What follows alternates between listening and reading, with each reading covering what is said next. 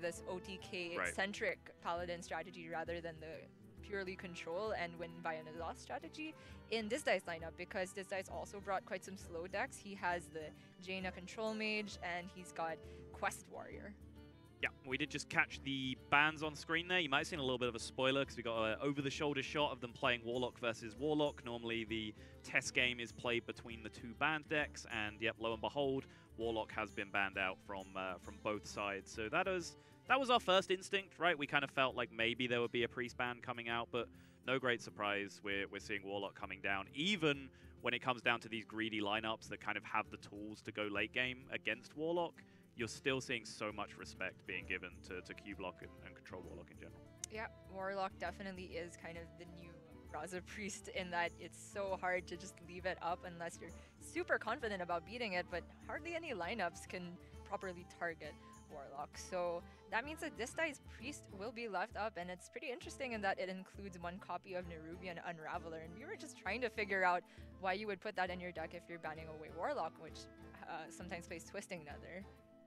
Yeah, it's the tech cards in this tournament in general have just been pretty crazy across the board. There's been all kinds of just weird inclusions. We've seen Dragon Slayer in Zoo on stream, the Togwaggle deck, which we keep talking about, which we haven't seen on stream, but is doing well in some of the games that are being played off stream as well. Gotten word that Ghost Asa is on to the third round of winners. Yes, exactly. With the Togwaggle deck, and it's not like that's his only weird deck, so you can look forward to it. That's just an easy point to focus on to tell you how weird this guy's decks are. But yeah, the tech card inclusions have been pretty wacky across the board, but that's kind of the story of the new meta. There's so many surprising things about this meta post-patch that have just caught me off guard, and the tech cards are just amongst them, but also the fact that like Priest is still the most represented class in this tournament. After the archetype that was dominant for Priest got completely ripped out of the game with the Raza nerf, 3 more top-tier Priest decks just like sprung up out of nowhere. Yeah. It's crazy, right? It's almost like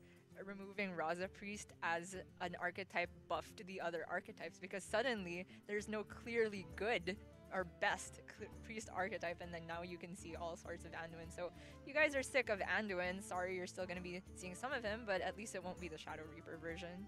It's very true. And the other talking point in this tournament, in this matchup, sorry, that we haven't really touched on yet, is the potential of a N'Zoth Mage mirror, or at least the fact that it's featured in both players' lineups. Have you had much of a chance to play around with this deck? It's only really come into the limelight in the last like couple of weeks in the recent tour stops that have led up to this. It's a very late game focused deck. Do you have any opinion on it? Well, honestly, I haven't been able to play much of it myself, but looking at it, it looks like it almost always goes to fatigue. Of course, whoever gets Jaina first is at a huge advantage, but if you guys saw the World Championship series game between Sintalol and Frozen on the Mage, not quite organic mirror, but it turned into somewhat of a mirror when Sinto discovered Jaina off of Draconid Operative, and it quickly turned into who can ping most efficiently to get themselves water elementals and prevent their opponent from getting water elementals. So we could possibly see a bunch of that with the added spice of Syndragosa on both sides. Yeah, I think the slight difference with this slightly newer build of Mage is once you throw the N'Zoth in there, you suddenly like can create these immense board states with like Syndragosa being revived and like getting you extra legendaries, and obviously all your like Pyros tokens are coming back as well. So sometimes you can like pressure the opponent out of the game if you get a more aggressive draw, but I agree with you. Generally, players are setting the stall out because there's so much removal in there that you can plow your way through like a couple of N'Zoth boards over the course of the game most of the time. Right, and I do definitely see Zola the Gorgon making more sense in this Mage deck than in the Paladin, because it can hit the N'Zoth and possibly Syndragosa, things like that. So it's actually really crucial all of the time, the interaction with Zola and N'Zoth, because often like N'Zoth will come down, the other mage will be forced to like Dragon's Fury to try and clear it, and if they only hit like Meteor, and then there's suddenly like still a 5-1 on the board that can't be pinged for whatever reason, then there's just another copy of N'Zoth that can get picked up from Zola on the following turn. So can be a very big deal in the matchup, that Zola. It's a very greedy inclusion, but I know it's one that Tic Tac, who is one of the originators of the deck, is a very, very big fan of. Right, and it says something about the meta that we can see decks that are as greedy as this popping up on a really high level. And I think it's been quite a while since we've seen such extreme control mirrors that consistently go to fatigue. Yeah, it's been that way really through the past few major tournaments that we've seen, the past few tour stops. The meta since, you know, HCT Germany, where I kicked off like casting the tour stops, there were a few greedy lineups in that tournament, 1 or 2, and even then it was like 2 decks thrown in with some mid-rangey decks as well.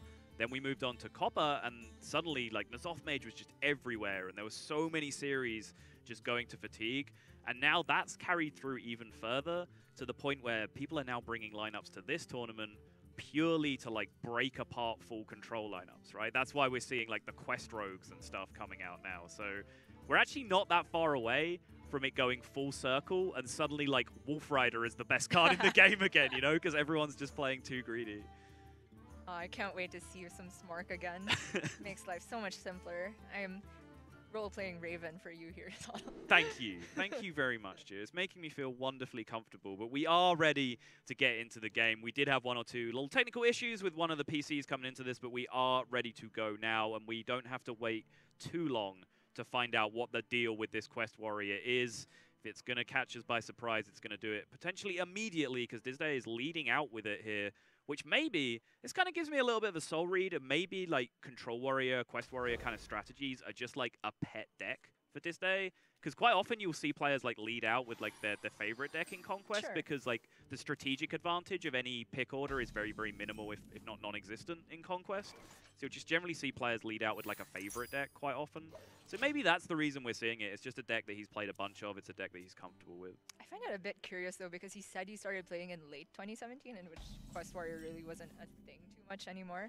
When? I guess, yeah, Quest Warrior is more early, mid 2017, right? Like yeah. right around Ungoro. But Sure. anyway, Glory gonna lead out with his big priest, and there is a discrepancy in the priest in this tournament because in this match, because Disdai is playing the Spiteful priest, and I do think that on paper Warrior would pretty much struggle with consistent big minion after big minion because there are only 2 executes. But with this kind of hand from Glory, it seems like Disdai might just have all the leisure in the world to complete the quest. Yeah, he's going to have a ton of time, especially since this isn't like an explosive Barnes hand from Glory. But the last Big Priest series I was casting with TJ, we were talking about how like there's not really any deck since Spellstone has been added into Big Priest that can really like go removal for minion against Big Priest and then just kill all your threats. Like they just have too many of them. When you have an 8 damage hero power, it's a possibility, right? Like it's maybe something that you can put together. If you can just like hero power down a few big minions and then you still have a mass removal like Brawl for a Spellstone turn. Yeah, true. You can maybe get there, right? Yeah, Rag lines up pretty well against Obsidian statues and Lich Kings and things like that. But the thing is, Glory is not even going to be able to play those for quite a while, because I saw a little smirk from Disdai there on turn 4 when Glory ended it without a Barnes. Yeah. It's kind of like the first checkpoint for Big Priest, and then the next worrisome turn is turn 6. And Shadow Essence also hasn't entered the hand for Glory, so he's going to be struggling for a while. Yeah, these are the hands where Big Priest essentially loses to itself. And I think, you know, I was casting this Big Priest earlier with TJ, as I just mentioned, and I think he made a great point where the only reason like a deck that can do stuff as unfair as Big Priest can do is balanced is because you have a built-in failure rate, right? There are some games that you just cannot win because there's only like a few cards in your deck that really set yourself off. I made the comparison at the time to like old school Miracle Rogue, where if you just drew all your preps and backstabs, like your deck essentially did nothing. It's kind of the same thing with Big Priest now, where if you just draw all the removal, your deck really does nothing. But it's still a very frustrating animal to play against, let's say. 100%. And Disdai actually curving out crucially well. That's the Barnes in hand. But I was going to say next turn he could coin out Curator, and he essentially, since turn 3, hasn't missed a single curve of taunt minions, and that's exactly what he wants to get going. So seems like we're going to have a game on our hands. So if the Barnes pulls out Yashiraj, you could be seeing some familiar fireworks.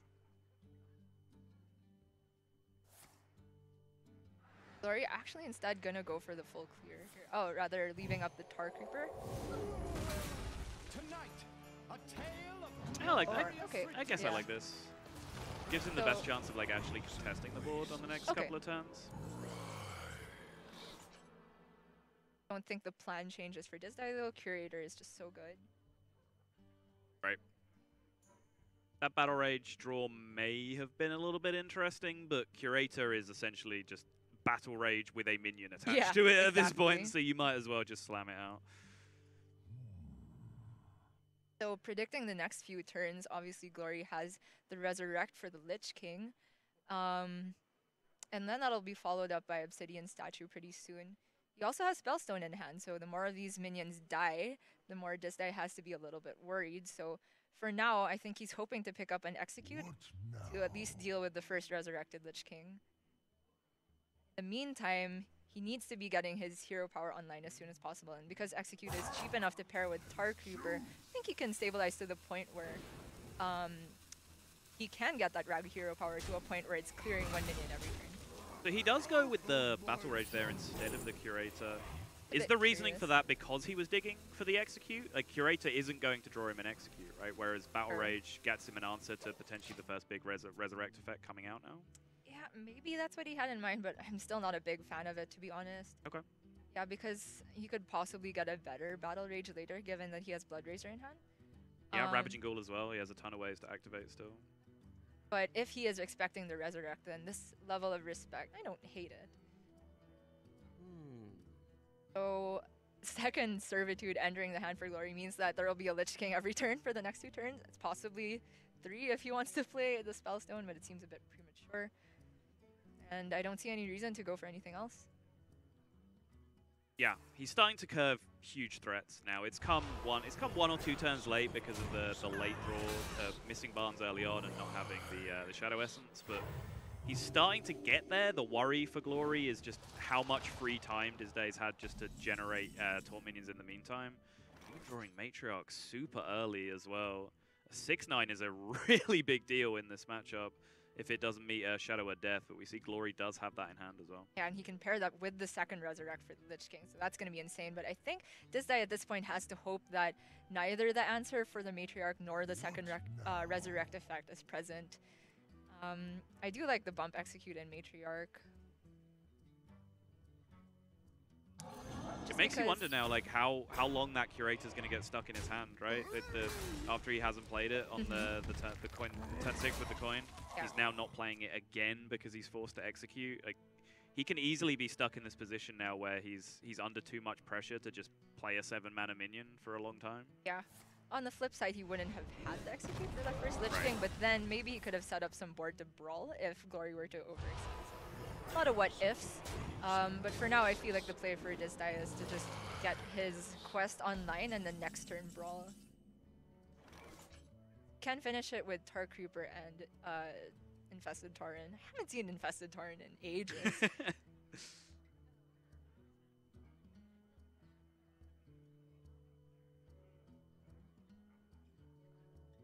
It does have to kind of stretch out his removal as much as he can at this point. Like you said, the old way of playing Quest Warrior, at least, I don't know how much has changed, but I suspect not much, is to try and use as little removal as possible until you have your Quest Hero power active. Then you can kind of just set up 50-50 situations over and over again, where it's either kill a big minion with your hero power or hit face with your hero power. Either is fine. If you use too much removal early on, then you end up just kind of sniping small targets with your hero power and not really like achieving too much. So I like this play of just, as you suggested, just loading up the taunts, getting the quest completed, just putting annoying minions in the way so he's not taking too much damage. Yeah, and Glory here has the option to play the third Lich King of the game, which seems a bit extreme. Then again, if he doesn't play a minion, there's not much to do. He can use the Death and Decay plus the Barnes to push 8 immediately plus the 3 from the spell. It's not accomplishing that much more though. So how do you hate using a double Shadow Word Pain or something? Like, would you hate it? Yeah, this way you get to push that much more still. I think this makes sense because as we discussed like right at the start of the matchup, I don't think you're scared of being brawled, right? Like if a brawl happens, you have Spellstone in your hand, so you can reload. I think he's only played 3 different minions at this point, right? So he's only able to get Statue Barnes and Lich King back, whatever happens with the Spellstone. So if brawl happens on a board like this, like that would be a great brawl for Glory, because he could just refill so effectively, and then there's good odds that the second brawl isn't present, although we have just seen it drawn. So I don't think Glory is really even capable of overcommitting at this point. Like, I think he has to be as aggressive as possible. Yeah, sure, I can see that. The only way you could possibly lose is not to board clears, but letting the hero power from Sulfuras hit face a little too many times. So Disdai actually still gonna hold back on the brawl. I kind of like this. It means that the hero power has 2 and 3 to act as a pseudo removal. Well, straight up removal.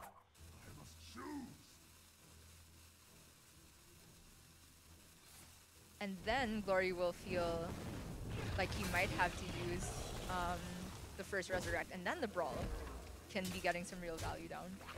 That turn was actually kind of complicated in the end there, because so the way he did it, he had a 2 and 3 to hit a minion, right? But then there was also a 2 and 3 that if he hit the Obsidian statue, one of his active minions dies, and then he can't kill the Lich King.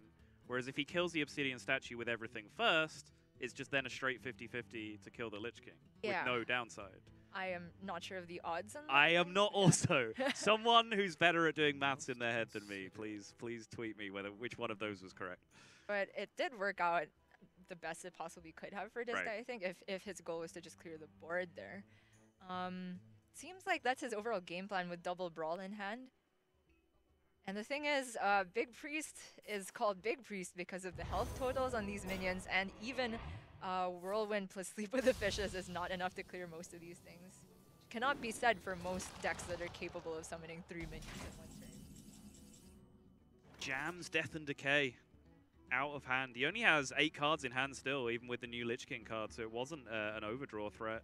It's just being mana efficient and getting the damage dealt. Yeah, sure. I mean, he has another 8 burst in hand with the second Death and Decay and Death Coil, and it turns out getting 4 Lich Kings down by turn 10 is pretty good. Was it 4 or 3? Something insane. Yep, I think it's 4.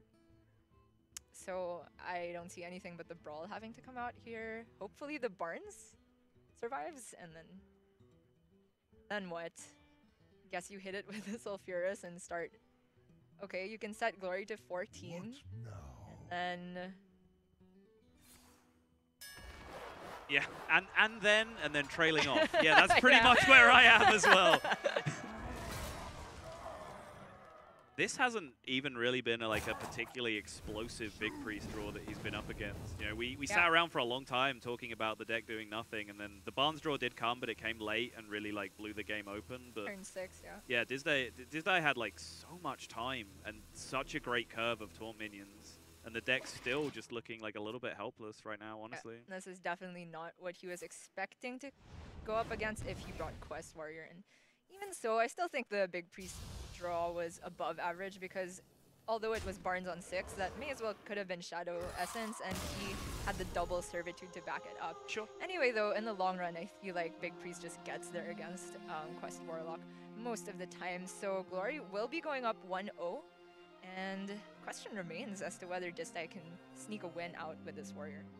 Yeah, so if let's just kind of target the warrior at this point. If this warrior is going to get a win, which of course it has to in the nature of Conquest, which is the deck in Glory's lineup that is most likely to succeed against?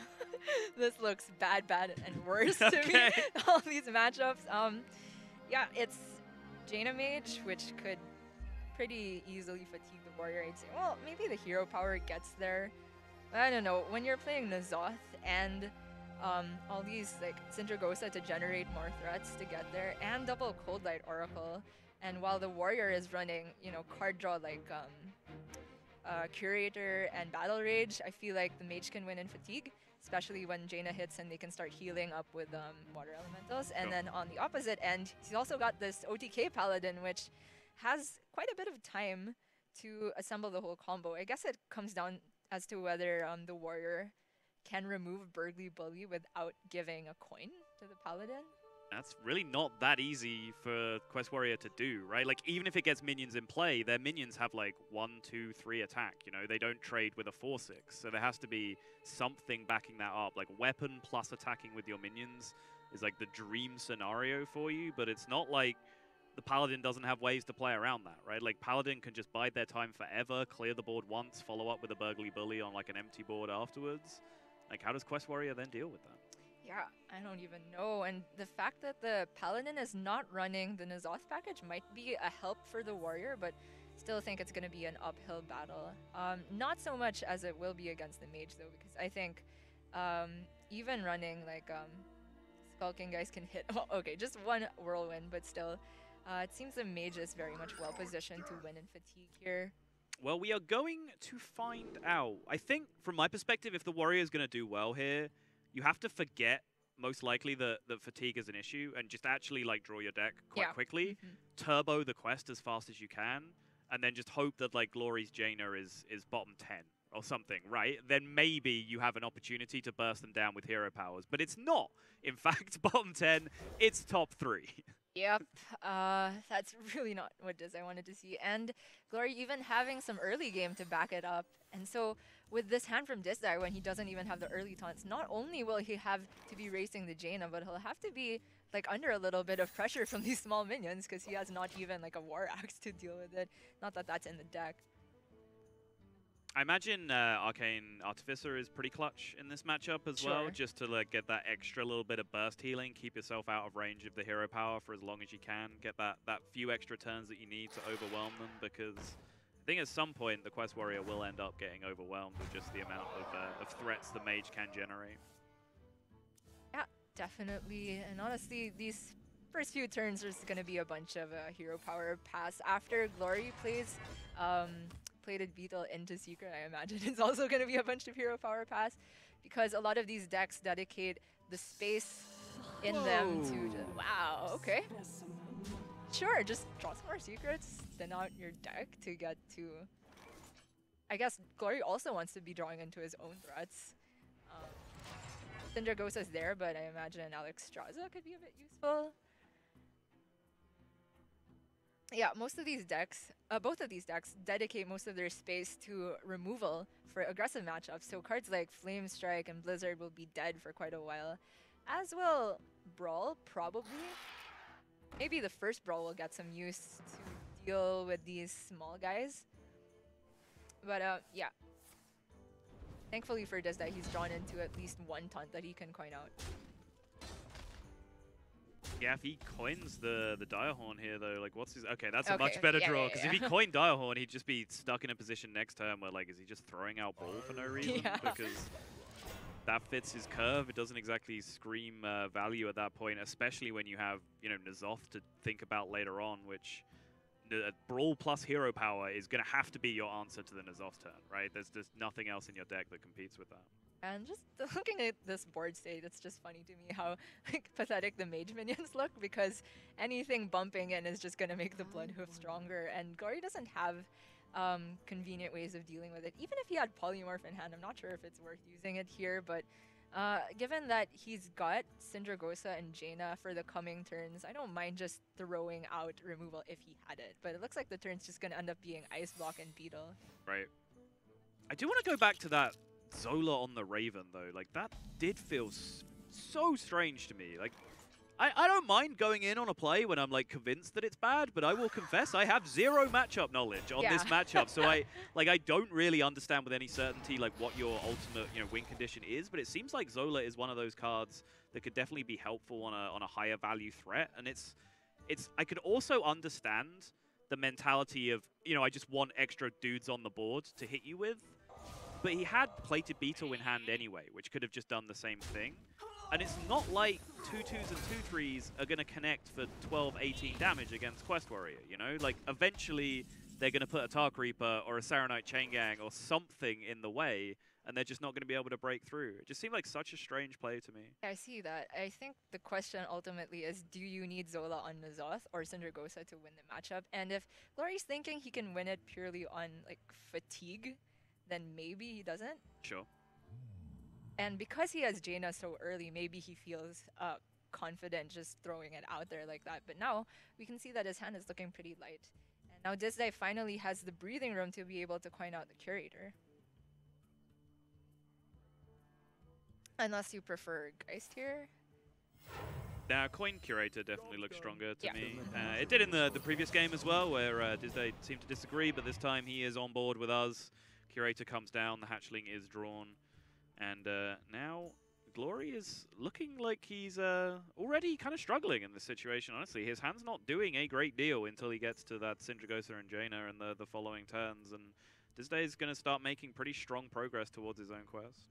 Yep, I feel like Glory's not too worried though. He's just going to be taking 4, and then the guns can really come out. Sindragosa, a lot of people say that random legendaries are pretty bad, so I'm really not sure as to what the average stats are on those, but given that Disdai's hand is lacking executes, if he gets just like 1 or 2 big threats in stats, then it should be pretty decent.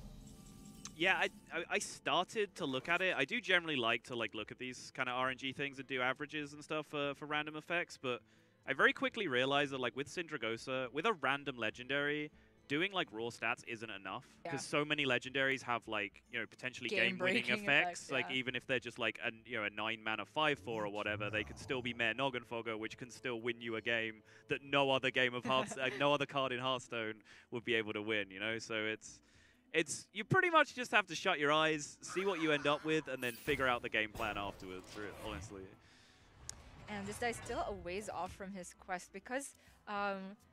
Unlucky for him, he drew both of his Drakes prior to playing Curator, so he wasn't able to get something cheaper. And also those Drakes take up an entire turn if you want to use them to be a taunt quest procer. And also if he plays it here, then he automatically procs the Sindragosa tokens. Right. So looks like, what's it going to be, Chain Gang and Acolyte? Are you too concerned about killing the 0/1s? Because like, maybe not. Some kind of Ravaging Ghoul Acolyte play is actually pretty strong as well. Like even with Battle Rage as a follow-up, although you get into Overthrow territory at that point. But I think like when the mage can just ping their own 0/1s anyway, like you shouldn't worry too much about clearing them out. Yeah, I guess the main game plan for Disdai here is just first priority is to draw. And case in point, that is not just a 7/7 that Glory got off the Frozen Champion. Speaking of potentially game-winning effects, in a deck that's more or less based off big spell mage, Medivh is a pretty good card. People main deck that in here just to show you how good that is in this matchup. So if Glory wasn't already running away with it with the Sindragosa into Jaina on curve, he surely will be with this Medivh finally making him be able to do something useful with this Flame Strike and Blizzard that have been stuck in his hand since ages ago. Right. Yeah, and crucially, that Medivh is gonna kind of need like a third brawl that isn't in the deck from Disdai now, right? Because like these water elementals will probably stack up to the point where they need a brawl eventually. Then the N'Zoth will need a brawl eventually, and now just adding that Medivh to the equation just means that there probably isn't enough removal in Disdai's deck to just go threat for threat. So he is gonna have to rely on that hero power to get something done in the matchup. Finally, Disdai reaching the quest completion, but I don't think he's gonna get there on time. Yeah, 38 already, and the water elementals are gonna start stacking up at this point. So it really is gonna come down to just how many of those turns he can find where you go, you know, board clear plus hero power, board clear plus hero power. He has to do it every turn consistently over and over again, pretty much from now until the end of the game, and that is not easy. Yeah, the question is whether Glory wants to go for the Medivh now so that he can chain big spell after big spell, or get the Blizzard online so he can automatically generate a ping target for the water elemental. So kind of you to join me.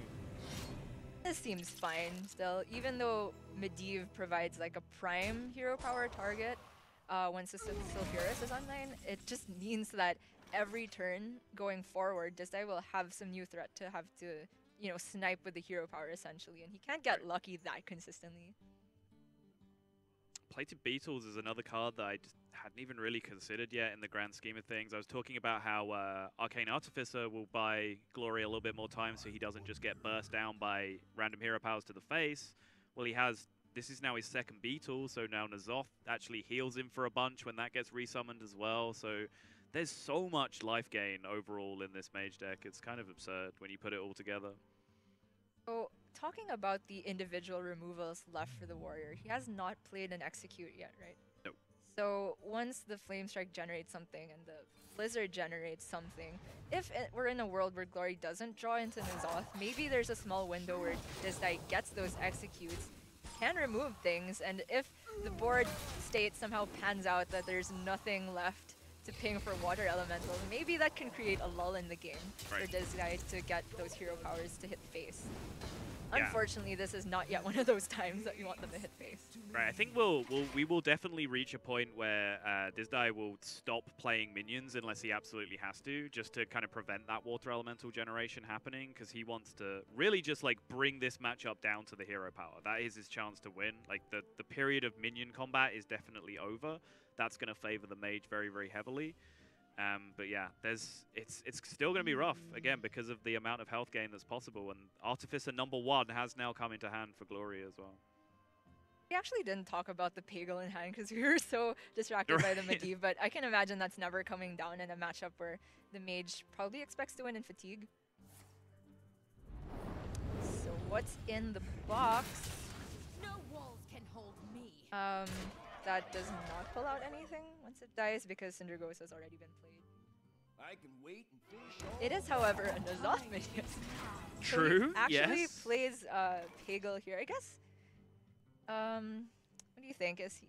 Yeah. Well, I mean, I was wondering, like, you know, we've spoken about fatigue a lot, but at some point, Glory is going to have to get to more tools to generate water elementals, like be it with removal spells killing Disdai's minions or doing them to his own, or he's going to have to draw, like, you know, Alexstrasza and N'Zoth, like the big threats that he has in his deck, or he's just going to be sat around doing nothing, taking 8 damage to the face every turn, right? And like, you're not going to win in fatigue if both players are passing, but one's getting a free 8 damage each turn. So I actually do like him trying to draw cards, because if there's one thing this deck suffers with, is it just doesn't really play card draw in the current forms. There's no Arcane Intellect in most decks these days.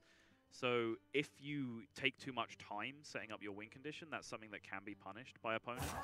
So I didn't mind the Pagel coming down there, honestly. I think he's still fine. Even if that Pagel drew 3 cards, he was probably still ahead on fatigue. I'm not sure what the exact count is, but you know, Disdai has Battle Rage and Acolytes and whatever else. Curator has already been played, for example. So. Yeah, thinking it through, he was probably like enough cards in his deck still there that he could go for the card draw. And now he's run into a lack of threats, and this is the point where we've reached the lull, I guess. He could go for Artificer and Blizzard and Ping. So he'll generate a Water Elemental and a 6-drop and have some small minion there that's more than willing to take the Rag Shot. Disdai does have second Brawl for that, though. It's a really delicate back and forth.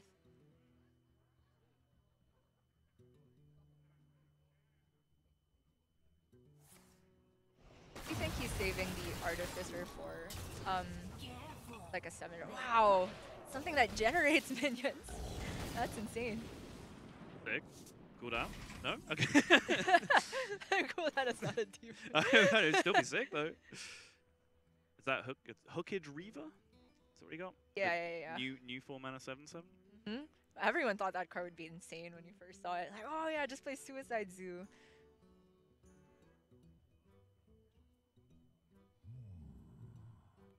This doesn't look threatening enough to brawl. On the other hand... Well, that sucks. Yeah. I think that needs to eat up and execute. As sad as you are about it, it's just too threatening that it can generate additional minions for Glory to start pinging, because Disdai's game plan is to, you know, try to make the mage have as little to do as possible while it's trying to get to N'Zoth so that he can make these hero powers hit face. But the flip side is he doesn't want to be playing minions of his own because they're possible Water Elemental fodder. And in order to activate the execute, he has to play that Ravaging Ghoul to do so. So it's kind of a catch-22 situation, honestly. Yep, stuck between a rock and a hard place.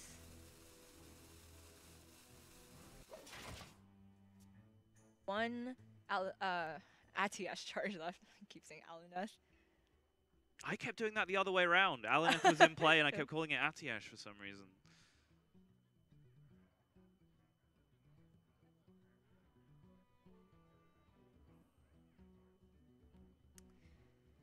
So, what do you think about just playing Hook Reaver here? you're really desperate to generate a water elemental, you could play out an Artificer as well and then ping the Ravaging so that if they don't remove the Artificer, then it can trade into the Ravaging and you ping it again, but it seems like a waste. Sure, I can see that. I'm not sure what was the best outcome there for either player. Because this 3-3 dying is kind of absolutely fine for Disdai, because at least then it just can't be turned into a water elemental by Glory. At the same time, like the hero power killing the Doomsayer would have essentially healed Glory for 8 instead of taking it to the face, which is kind of relevant as well. I'm not sure which outcome either player was necessarily looking for in that position. I feel like the face outcome might have been a little bit better, because now, if Glory wants to survive longer, he has to play a minion, and Disdai's in a position where he can remove minions with Brawl, and if not Brawl, then Primordial Drake can still stifle something. So it's actually really unfortunate for Glory that he hasn't been able to draw into that N'Zoth yet. Then again, if he hasn't baited out the second Brawl, then he wouldn't want to play N'Zoth. Right. He has, what, the Frozen Champions and the Beatles at this point. He hasn't played his Pyro stuff yet. So. Yeah, and the Silver Vanguard, don't forget about that. Yeah. So Hook Reaver is active as a 7/7 now, funny enough. And it does die straight up to a hero power, so I feel like he has to pair it with an Artificer, which sucks, but he still has the other one. He feels so bad about playing an Artificer without casting a spell here, though. That's the problem. I do really like the stalemate that Disdai has created, though. We did talk about it a little bit, that like a period would be reached where he'd stop playing minions unless he absolutely had to. And you can see how awkward that has made Glory's turns, right? Like, he just hasn't really had anything to do. There's only 2 or 3 cards left in his entire deck that are in any way relevant, right? Like the Alexstrasza, the N'Zoth at this point. If Disdai just plays the rest of this game just by pressing his hero power button, I honestly feel like it's ending in his favor at the moment. Oh, he might have had a bit of a misread on how the matchups worked. When I was going through it in my head, I was thinking, okay, Water Elementals probably, like, if you stack 2 of them, then they could, right. You know, that's 6 damage every turn. But where do those Water Elementals come from, yeah, right? That's the problem. Even had Jaina on curve and Syndragosa to do with it. Well, one legendary didn't work out, but the other one was way above average. And imagine how he'd be even further behind if he hadn't gotten the Medivh into Atiyesh minions. So I might just retract everything I said and say Quest Warrior is actually favored in this matchup. It's fine. We'll fix it in the edit. When we do the rebroadcast, it'll be all fine. We'll just insert that clip at the start of the matchup. We'll be all good. Great. So all the people watching late will know. Will think we're competent at the game. So now Glory can actually set up a water elemental, but now he's close to dying, so I imagine Artificer will have to come out.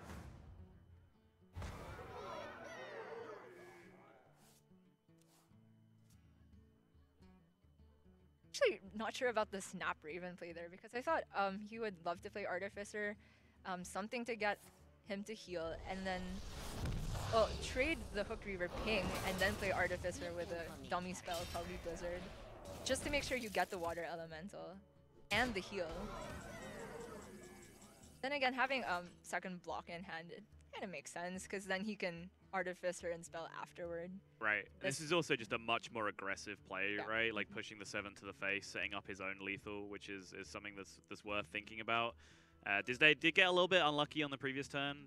Killing the 7/5 probably would have been stronger for him in the long run. It would have taken away that War Elemental opportunity, even though it wasn't taken by Glory. But more importantly, stopped 7 damage ever connecting to his face, which would have been a much, much bigger deal. And now he's in a bit of a mess. Do we need to go back to the edit? Retract the retracted statement. No, I still think that Glory had some pretty good draws in this game. Like the best you could ask for, except for having a N'Zoth on curve on top of it. But if you do have Syndragosa into Jaina, that's pretty much the nuts. And then he had a really good legendary off of the the Syndragosa token. And it's still like very close in the end, even though I do think he's gonna take this. So I feel like the Quest Warrior should more consistently be able to finish the quest. Yeah. Sometimes that's the thing about Quest Warrior. You can have all the analysis in the world, and it just comes down to where does this hero power land? Yeah. I remember people saying for a long time, I forgot which caster it was, but it's like, yeah, Quest Warrior, I actually really like to see it because leading up to the quest completion, there's a lot of intricacy about it. I definitely have my mind changed on it. It might even be me that you're talking about. We cast it, Raven and I cast it a bunch in HGG when it was very, very new. Yeah. And people were playing it quite badly back then. You know, not like it badly based on what we learned after the fact was how you played Quest Warrior, right? But at that time, it was just how people played Quest Warrior. They just played taunts on curve, and then they pressed hero powers, and then they saw what happened. Sometimes you won the game. When it actually turned into more of like a weird combo deck later on, where you just like hoarded all your removal for the late game, and then just kind of went like removal into hero power, just try and hit people in the face for 8 every single turn. That's when I actually started to enjoy the deck. But I don't know, it doesn't matter how many times you see it. Like seeing a game decided just like that, after all that build up and drama, and I was trying to work out what the hell was going on and failing miserably at times. Seeing the game come down to like a 50-50 situation like that always kind of sucks. Yeah. Although, was it Frodan the other night who said he kind of missed Ragnaros? That was Frodan, yeah. And I did kind of agree with that. Like, Rag was just I said hype. Nothing. Yeah. I judged in silence. Cheers to this. I am a serious competitive Hearthstone player. Thank you very much. You guys can talk about your meme cards amongst yourselves. So anyway, whether or not the mage is favored, it did get the win. And that means Glory is only left with the OTK paladin, which I feel like should have a decent shot as well against the Quest Warrior if it's able to get the coin. It really comes down to whether the warrior can remove Burgly Bully while still denying the coins. Right. Because otherwise, the paladin runs out of steam real quick without N'Zoth stuff. And we saw that how much the mage struggled when it wasn't able to play N'Zoth. So what more if the paladin really isn't just running any of that good stuff in the first place? Disdai is going to back off of the Quest Warrior for now, though. He is going on to the Spiteful Priest instead. Spiteful Priest, as we mentioned earlier, a little bit teched out. He's got one Cabal Songstealer, which isn't too uncommon. We're starting to see that in there more and more. But then that one of Nerubian Unraveler as well, which is a bit of a mystery to me. But Glory is going to be going with that Paladin, the last deck that he needs to win with. And it's a very, very fast build of the deck. He has Loot Hoarders, of course, Call to Arms to thin the deck, of course, as well. But then Potion of Heroism thrown in on top, as well as Blessing of Wisdom, cards that we don't often see in this deck, even when we do see it being played quite rarely in the first place. Yeah, I often would see Adaptation more often than Blessing of Wisdom, but maybe Glory is just trying to emphasize Cycle a bit more because he's also running the Potion of Heroism plus Linessa thing. So the Nerubian Unraveler, funny enough, it makes the quality concept cost 10, I guess. Sure. And if your opponent has played Call to Arms and pulled both their Pyros... All right. Yeah, now we're talking. I like it. I am really racking my brains for some sort of creative explanation for this. But anyway, classic start of Cleric into Shadow Ascendant, already making things awkward for Glory. This die, however, it's going to be whiffing for quite a few turns. I wonder if you ever just tempo out the Twilight Acolyte here. Yeah, I was going to ask, just like 2-4 for pressure, right? Because you have to be the beatdown, especially when this Paladin deck draws so quickly. You don't really have that much time because Spiteful Priest is actually quite prepared to go to the late game against quite a few like control decks. Yep.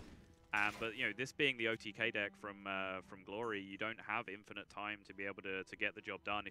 If you lose the board and the Death Knight comes down from Glory, it's not even a matter of the OTK. Like, you don't have removal in your deck. So if you lose the board, he just has to press Hero Power 4 times and you lose. You know, you're not killing those 2/2s. Yeah, very true. And also, there's probably not a lot of targets that he wants to swap attack with anyway in this kind of deck. And Glory, they're actually giving up the draw for Disdai willingly just to be able to get his own draw. What do you think about that? I think he's always playing Call to Arms next turn anyway. Yeah. So the Cleric will always be able to farm at some point in the near future. So I think it's fine just to go ahead and play the Loot Hoarder. It's not like you're holding out until you eventually like Pyro Equality this board, right? And then developing afterwards. You're going to be developing into this Cleric, so you might as well just go ahead and do it with the Loot Hoarder. Sure. So it seems like Song Stealer on curve here, even though no silence is target is particularly appealing. I feel like he just needs to curve out here. He has the Song Stealer into Spiteful, and then eventually you get to play free from Amber. So the big gun's gonna be coming out from Disdai soon. However, Glory does have double equality in hand. No Unraveler to mess with it. Unlucky. I want to see it so bad. I want to see Unraveler just win a game out of nowhere. Oh my, this is getting slightly awkward. Yeah, okay, a second mind control off the top means that those Spiteful Summoners are pretty much useless, aside from the 4/4 body, which is way too overcosted. So now, Glory can drop the Burgly Bully if he so chooses. Yep. And just clear the rest of the board between his weapon and the minion trades. I don't hate it. Yep, there's no way this is dying. There aren't a bunch of spells to be cast. There is that Cabal Song Stealer, which can, you know, come down and at least future it. But what is the dropper? Does it? Okay, he dodges the bullet. Didn't swing with the Rallying Blade there either. Yeah, it's interesting. Probably he feels like he could get a better target to Rallying Blade down because it's not like the Acolyte is threatening anything because he has a ton on board. I can see that. Thinks maybe his the combination of like Burgly Bully and the Rallying Blade can take care of a Spiteful minion on this turn. It's a possibility, right? There's a bunch of 7 health minions that come out of both the 8 and 10 pool. That is one of the lowest rolls you could possibly get off a 10 drop. Not as bad as not Azoth, Yogg. How do I forget Yogg's name? Because that would die straight up to the Dirty Rat and the Rallying Blade. Now this makes it a little bit awkward to deal with because he would have to invest Pyro in his spell. You really don't want equality here because you don't want to let your Burgly Bully be in a range where it can just die to Dustbreaker if he wants to deal with the Cthulhu.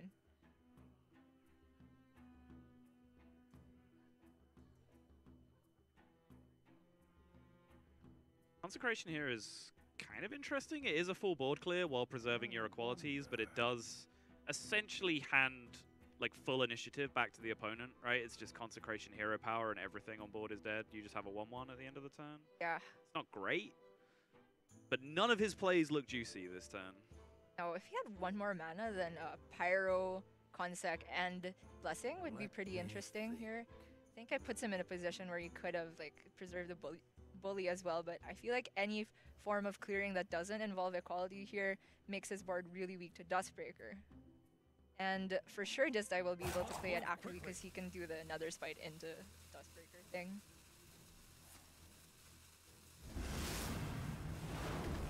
We are going to see the Consecration play though. Just means he has to trade down the board as you see it, and he is going to be left with the 1/1 play I talked about at the start of the turn. As I said, it doesn't look fantastic, but it's something. And if Glory can just, you know, keep dragging this out for a few more turns here, sometimes the Priest can run dry, but this is not a hand that is going to run dry anytime soon. I really don't see how Glory expects to win this matchup outside of the OTK because he's not running the Zoth. So he already gave up one of his win conditions in the form of Burgly Bully. He does have the second one and Zola to try and get the coin out of Disdai, but I don't think it's very likely, especially when Disdai is only running 4 spells. Sure. I made the point earlier, I think if he can just like get control of the board once, he doesn't need to OTK with the hero powers, right? Like over time, he will stick 4 hero powers to the board because there's only Dustbreakers that Disdai plays, right, that can possibly interact with them. So I think it's possible to be done without the OTK strat. He does have Lanessa as well, which can be a huge threat at some point, but we'll see.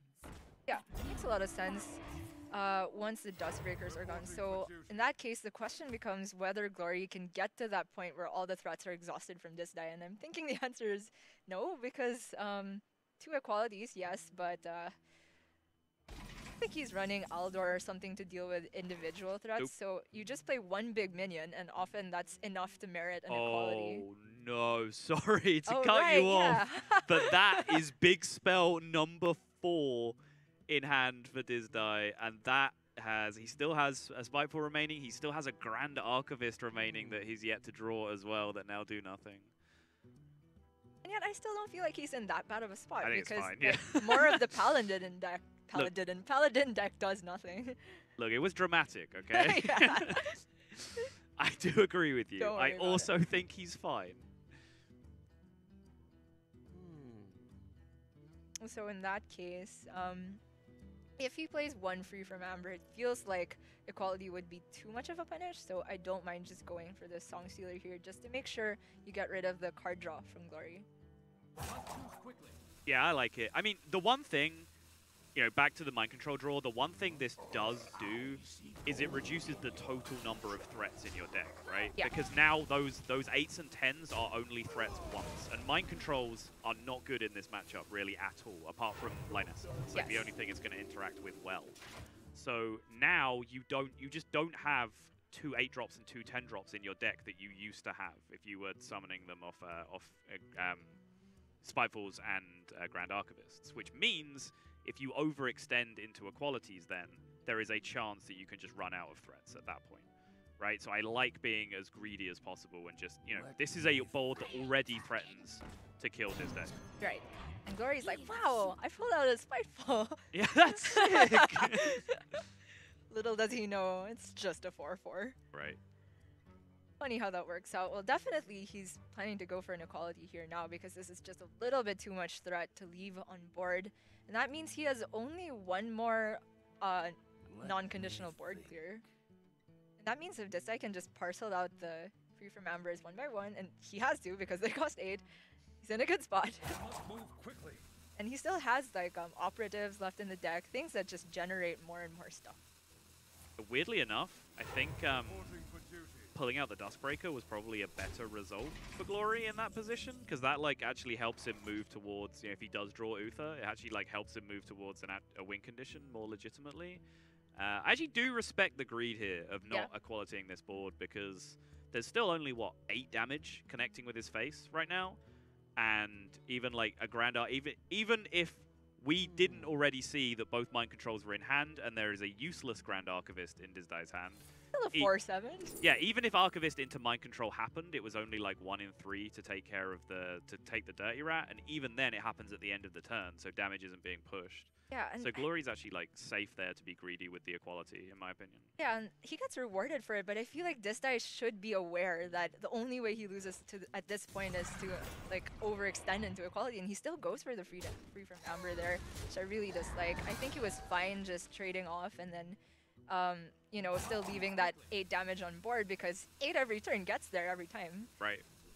From Disdai's perspective, though, like, he's also thinking he has to race Uther. If there's an Uther coming down this turn, right, like, he has to represent enough pressure that just the weapon doesn't suddenly destroy his whole board and heal up, and then he doesn't really have, like, a whole lot going on. So, I don't mind him playing one more minion in that position, honestly. I think it's just, like, this is where we're starting to see maybe this draw of, like, picking up all the spells was slightly worse than we gave it credit for, because it is putting him in really awkward positions where his plays would have been very automatic otherwise. Yeah, I still gotta stick with it. I don't think that playing another minion there was right. I feel like even if Uther came down that turn, you're still kind of fine.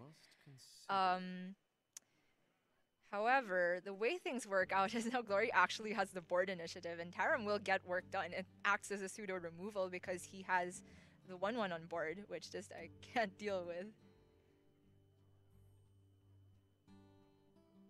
So I guess you just play the other free from Amber here.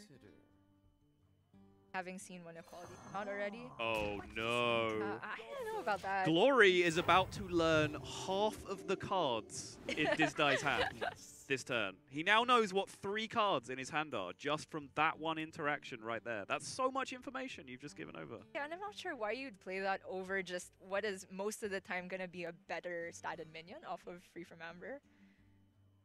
Aside from giving away the information, it's like, because you've just seen the equality, then you're like thinking that, okay, it's less likely that he'll be able to clear out the next big threat I put. So you scale up the threats instead of putting something less impactful down. And now, Taram is really insane here. Yep. This game has flipped right on its head very, very quickly. Gotten to the point where Disdai, I think he needs to get, I don't know, something crazy like Lich King or Ysera off of the Free from Amber just to be able to generate enough value to keep up. Because if he just gets one big statted minion, it still has to go through the Tarim. And Gloria is actually, you know, he can play Lanessa for, what was it, 1 potion and 1 blessing. Okay, Lanessa's still not very thick, but No. like three 3/3s plus the Rallying Blade is a ton of damage over 2 turns. Yep. Charge minion can at least deal with Tarim immediately. Yeah, it's actually probably one of the best outcomes in that position.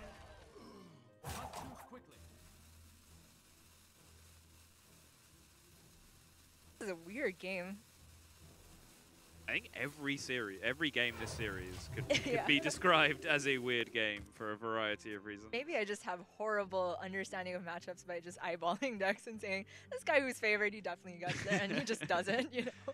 I don't think anyone is going to fault you for not having immediate high-level understanding of, you know, OTK, Paladin, and Quest Warrior, you know? So Lanessa is still a 1/1 if I'm not mistaken, but it has Divine Shield. And draw a card. Yeah, twice. very glorified Argent Squire. Yeah, but so the important thing here is that this goes back to the information point. Glory knows there's 2 mind controls in Disdai's hand, right? Yeah. So if he draws Spike Ridge Steed and Spike Ridge Steed's a minion, it gets mind controlled. True. And then if he plays Lanessa the turn afterwards, that gets mind controlled as well, Yeah, right? very So true. he might as well just make the smaller version of the minion and say, hey, if you have to mind control this to prevent me just drawing a million cards with it, go nuts. And he actually doesn't have a good way of dealing with it. Finally, Operative comes into hand for him to find something to do. But it will mean that Glory's going to get an extra draw there. He's going to get that much closer to another Burgly Bully. And that much closer to Uther, crucially. Do you just take the Bully here? There is Spellbreaker, so Spike Ridge Steed seems a little bit less appealing. Sure. Only 1 copy in Glory's deck, though, so maybe Disdai decides that it's not worth playing around, and he just kind of needs to go for like a huge threat since he's running out of so many. But I can see Bully for sure. It fits the curve. It lets you like curve out this turn if you don't want to go for like a Talon Priest play instead. If he's taking Spike Ridge, I imagine that the Talon Priest line is what he's looking at. He's going Twilight Acolyte instead. Okay. Yeah, sure. Most of the minions don't go past 4 attack in the deck anyway. Sure. And except with the help of Spike Ridge Seed, and as you said, if that comes down, then that's what you want to mind control. So Right. it's kind of funny. It's like when the mage has Spellbender down, and you just never play Spike Ridge Seed. Right. In this case, it's mind control. Well, we're drawing some cards this turn, so I suggest we do that. But where is the attack going? Could take the value trade into the Shadow Ascendant. This board is kind of scary. I'm not sure if it's scary enough to merit an equality, but if he doesn't remove the operative, things get pretty dicey because he's only at 16, hasn't drawn Uther yet. I'm gonna go for it. Whoa. Oh, Is he going to Spellbreaker his own thing afterwards? Wait, that would Is be that sick. the play? Wait. No way. I find that weird. I wouldn't have played it at all if He's you were gonna thinking Zola that- it. Yeah, Yeah, this you just Spellbreaker it. Like, if it gets mind controlled, you just Spellbreaker the After, minion yeah. gets Oh, okay. mind Yeah, controlled, yeah. right? So there's Makes no sense. harm done. Okay. It's just whether he wanted like a 4/3 in play preemptively this turn, because there's some value to having that over a 2/2. But the Zola like makes sense as well, just having another Lanessa just to draw more cards again on a following turn. Like, I honestly just go back to the point where like Grand Archivist was played, because it's allowed Glory to pretty much play Solitaire, right? Like, he had so much information about his opponent's hand from that point that he can kind of predict every play that's going to be made on the other side and just literally, like, solve the game and, like, find the optimal line on both sides. Disdai is, I think he's respecting the second equality by going for that trade there. It's really, really tempting to push face damage since it, well, technically sets up lethal if you put him at 10, but there's still every manner of answer left in Glory's deck. Disdai quickly running out of threats himself. They're almost definitely gonna come down next turn for Glory, and I think that might be just him turning the corner. So it's up to Disdai to set up a board where Glory can't comfortably put down Uther, and with both Free from Amber used up, I don't see how he can do that. Yeah, Spikeridge Steed now does, of course, come down after the Spellbreaker, because the Spellbreaker had to be used on Glory's own Spikeridge Steed, essentially. So that is at least a very irritating minion that can't be dealt with, but it's not... Alone, that is not going to represent enough pressure to get through, like, Uther healing up from the weapon, which I always forget the name of. We even looked this up the last time I forgot the name of it, and I've forgotten it again. I'm the worst human alive. Well, would it make you feel better if I said I don't know it either? Okay. The Lifesteal Ashbringer. That's the one, yeah, that guy. Okay. And I definitely like the board clear here because it makes Uther as awkward as possible for Glory. He does know that there's no burst outside of minion damage available to Disdai though, so he's definitely gonna take the turn to start setting up not only the Lifesteal Ashbringer, but also Hero Power, which could spell Lights Out. Has Disdai played both Dustbreaker already? I believe that is the second Dustbreaker we've seen. I don't know if one came from Netherspite, but I can't imagine why it would do in this matchup. So I'm gonna say it's the second one. Okay, so Glory is in a really good spot then, because not only does he have the weapon to help deal with individual threats, he's been sitting on the second equality for, I don't know, like 100 turns now. So in case Disdai decides to go wide and set up lethal, he has the emergency switch with the Pyro Equality. And I think from this point, like, as soon as he can reset and just go like Pyro Equality and then repopulate the board afterwards, whether he wants to do that with Burgly Bully or with just Hero Powers, the game becomes then very, very tough for Disdai.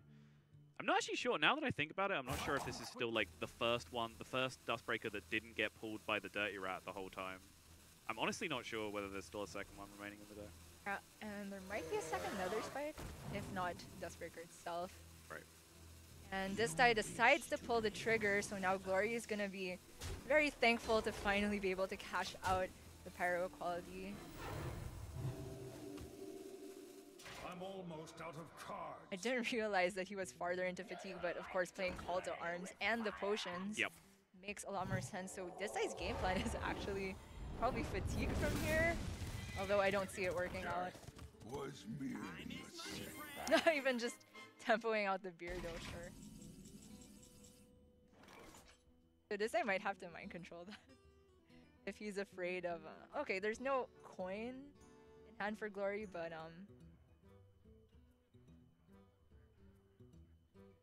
yeah, the play's probably just Operative and the Cobalt Sealbane, right? I wonder.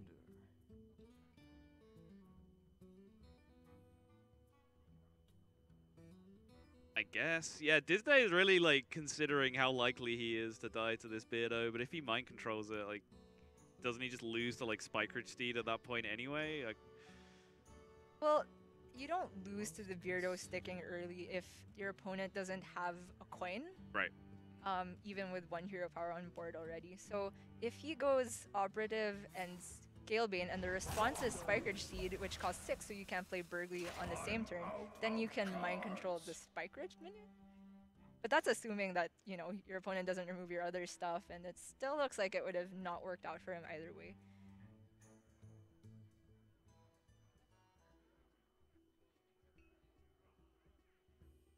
I guess the thought process was if you play 2 dragons and don't mind control, that gives Glory the time to play his Burgly Bully, in which case you can't play your mind control.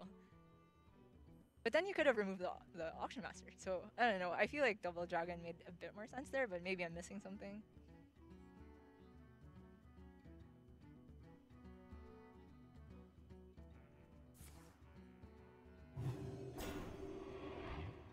The follow-up you expect. It's a little bit awkward at this point because Lynessa is the second Lynessa from the Zola is another huge threat at this point, but it's a huge threat that Glory actually won't be able to attack with because of the card draw effect that will come down on it as well. And even if he plays it, it draws him 1 more into Fatigue because of the Potion Heroism, Exactly. So it's probably going to stay in hand here. The thing is, Disdai has run out of ways completely to deal with these hero powers. Unless there's still a Dustbreaker slash Nether Spite in hand. And actually this turn he can't deal with it. I didn't realize that the Spike Ridge Steed minion was a hero power token, so it's actually just over. Yep. Wow. Okay, so the important thing to backtrack here was if he hadn't drawn that second mind control, would one more 10 cost minion have changed the outcome of this game drastically? Well,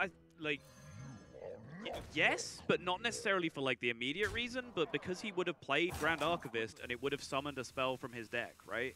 Because from that point, he's been played like a fiddle by Glory, because Glory's just understood what his options were on every turn, because Grand Archivist was played and then drew nothing. So, like, he's just had so much information on what was available. So I think it would have changed the game, like, enormously, but yeah, it's still. Whether it would have been enough to get through, it's actually still been very, very close, even with that. Like, a couple of crucial decisions might have even still been able to pull it out in Disdai's favor. So I think, like, you have to just call it a very, very bad draw. Did he just not go for the... He had, the Beardo's gone. You can only hear about one. Oh yeah, my god. That is my mistake. Yeah, there's nothing he can do anyway.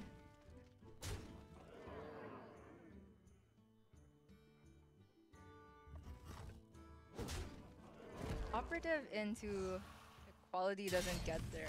I mean, there's nothing left in deck. Empty. Yeah, it's not a Glimmer Root. Oh my gosh, just making all the dumb mistakes now.